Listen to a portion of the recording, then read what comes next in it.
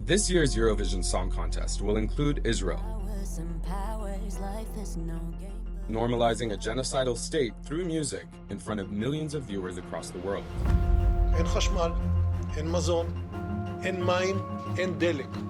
הכל סגור. אנחנו נלחמים בחיות אדם. Eurovision is popular with the LGBTQ community, which is precisely why it shouldn't be a platform for pinkwashing and artwashing. That is, using LGBT themes and art to rebrand Israel's oppression and occupation. But a little glitter can't cover up genocide, ethnic cleansing, or apartheid.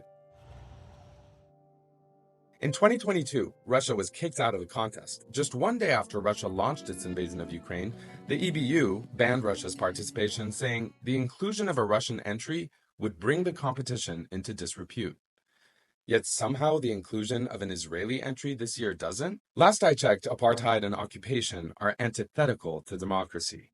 So why is Israel getting a free pass when they've already killed more than 35,000 Palestinian human beings, more than 150 journalists, and more than 200 UN staff and aid workers, despite the documentation of countless crimes, often published by their own soldiers?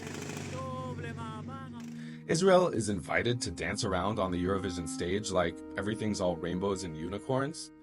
Israel's chosen songbird, Eden Gulan, is a Russian-Israeli singer who began her career by representing Russia in the Junior Eurovision Song Contest in 2015. She also performed in Crimea in 2016. That's 3 years after it was occupied by Russia. Now that Russia's banned, it seems she's upgraded from one genocidal regime to another.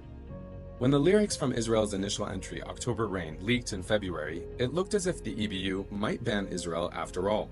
They rejected the song for verses that referred to the October 7th attack by Hamas and broke Eurovision's rules on political neutrality. The standoff was only broken when Israel's president intervened to work with Israeli broadcaster Khan on changing the lyrics to suit Eurovision's criteria. They changed the song's name to Hurricane, and it was then approved by the EBU on the third attempt. That should tell you how seriously Israel takes its pinkwashing efforts. I have the best security team to take care of me and the entire delegation, and it's up to the people what to do. They have the right to speak their voice. During the Eurovision 2019 finale, Iceland's Hatari proudly showed scarves with Palestinian flags, and RUV, Iceland's national broadcaster, was fined €5,000 as a result. This year, Palestinian singer Bashar Murad competed to represent Iceland at Eurovision, having worked with his friends from Hatari on a song, but was narrowly beaten by Hera Bjork. I also wanted to illustrate how many obstacles as Palestinians we have to go through in order to be heard. For months, the EBU has been under increasing pressure to ban Israel from competing. Musicians from Finland, Iceland, Norway, Denmark, and even Sweden, this year's host, have all signed open letters urging their national broadcasters to push for Israel to be banned. Israel's participation in this year's contest exposes the double standards and flagrant hypocrisy embedded in the EBU's murky definition of what counts as political. Israel hosted Eurovision 3 times and won it on 4 occasions since it first competed in 1973. Including Israel in this year's competition trivializes their well-documented war crimes and also trivializes the suffering of the Palestinian people during a genocide. It's an incredibly complicated political situation,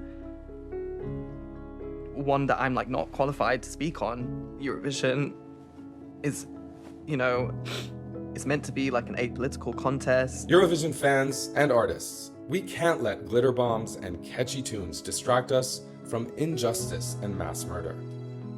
It's time to disrupt the status quo and demand equality and accountability. Because if we value unity in music, we must boycott Eurovision, and artists participating like Ollie Alexander must do the right thing and withdraw.